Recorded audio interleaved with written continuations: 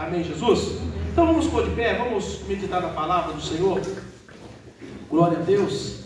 Eu queria que você abrisse a sua Bíblia em Gênesis, capítulo de número 22. Gênesis 22, e o versículo de número 6 a 8. Glória a Deus.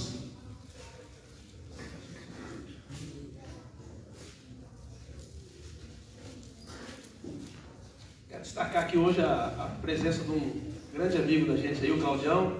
E aí, Claudião, tudo bem, meu filho? Está ali com a futura esposa dele ali do lado. É isso, né, Claudião? Isso. Amém. Glória a Deus pela vida de vocês, tá? Fico bastante feliz de ter vocês aqui com a gente. Amém. Glória a Deus. Gênesis 22, versículo 6 a 8, diz assim: E tomou Abraão a lenha do holocausto e pô-la sobre Isaque, seu filho. E ele tomou fogo e o cutelo na sua mão, e foram ambos juntos. Então falou Isaque a Abraão, seu pai, e disse: Meu pai. E ele disse: Eis-me aqui, meu filho. E ele disse: Eis aqui o fogo, a lenha, mas onde está o cordeiro para o holocausto? Disse Abraão: Deus proverá para si o cordeiro para o holocausto, meu filho. Assim caminharam ambos juntos. Feche teus olhos, fala com Deus, peça para Deus falar contigo. Pai Santo, Pai querido, nessa noite nós queremos louvar o Senhor. Queremos te agradecer já por tudo que o Senhor fez e falou neste lugar. Meu Deus amado, sabemos que a tua palavra ela vem para fechar tudo. Ela vem para, ó Deus, fechar com chave de ouro tudo aquilo que está acontecendo neste lugar. Então que o Senhor fale com a sua igreja, que o Senhor fale comigo, que o Senhor fale com cada um de nós, pois precisamos muito de ouvir a sua voz, precisamos muito ser tocado pela tua palavra. Então toque, fala, Senhor, mexe, meu Deus, muda as coisas de lugar, faz o que tem que ser feito dentro de nós, porque se a tua palavra não fazer isso, meu Pai, nada e nem ninguém mais fará. Então haja de uma forma sobrenatural. É no nome de Jesus que nós oramos, te agradecemos e aplaudimos o teu nome. Glória a Deus. Pode sentar, queridos. Aleluia. Deus colocou no meu coração falar sobre essa provisão, sobre que Deus proverá, que Deus vai fazer algo, que Deus vai abençoar, que Deus vai... Porém, nós nunca podemos descartar que dentro do projeto de Deus, dentro daquilo que Deus propõe a fazer na nossa vida, Ele precisa da nossa cooperação, Ele precisa da nossa colaboração, Ele precisa do nosso engajamento no propósito e no projeto. Muitas vezes nós queremos que Deus faça algo mas nós não estamos dispostos a pagar o preço que Ele precisa para realizar o que Ele tem que realizar na nossa vida. Tem uma frase que as pessoas dizem aí fora, que diz assim: olha, alguém disse que a mudança é inevitável, mas muitas vezes ela não é bem-vinda. Nós sabemos que para Deus fazer algo grande na nossa vida, alguma coisa nova vai ter que ser acrescentada em nós. Para Deus fazer algo grande na nossa vida, Deus vai ter que mexer com coisas dentro de nós. Mas o problema do homem é que quando ele entra na zona de conforto, ele não quer mais ser mexido. Ele sabe que precisa mudar, mas ele não quer mudar. Por que ele não quer mudar? Porque ele não quer abrir mão do seu conforto. Ele não quer abrir mão da sua posição. Ele não quer abrir mão daquilo que ele já tem. Então, nós precisamos entender que para Deus fazer algo grande na nossa vida, Ele vai precisar mexer em nós. Porque eu costumo dizer o seguinte: tudo que você é e tudo que você tem em Deus está baseado na estrutura que você é hoje. Se você quiser algo maior, algo mais forte, algo mais poderoso, você vai ter que precisar que Deus mexa na sua estrutura para você receber. Tá bom? É importante isso. Quem trabalha com construção sabe. Esse prédio aqui foi feito para um tipo de estrutura.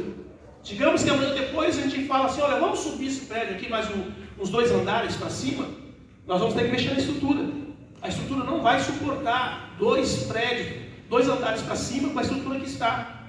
E muitas vezes nós queremos que Deus faça algo, nós queremos que Deus mova algo, nós queremos que Deus realize algo, mas nós mesmos não queremos deixar Deus mexer em nós.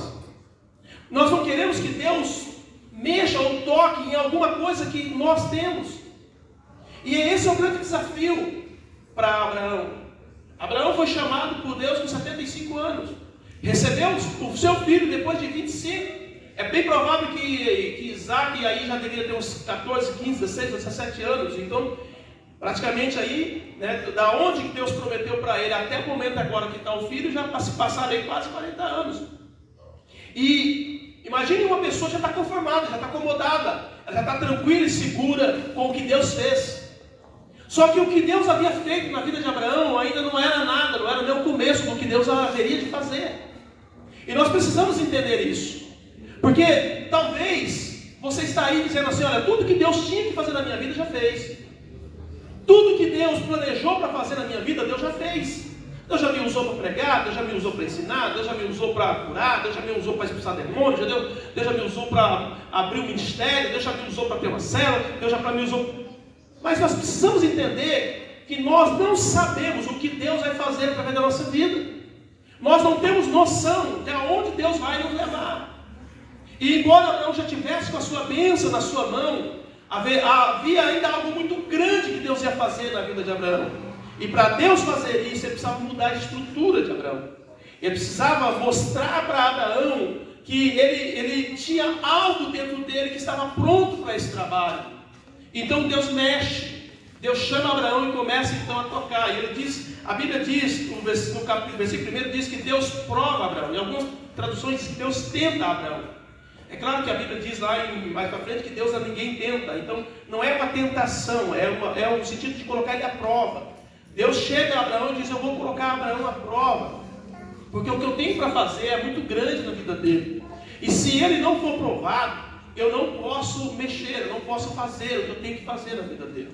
E quando Abraão então recebe esse chamado de pegar o filho e levar o filho para ser sacrificado para Deus, ele simplesmente obedece.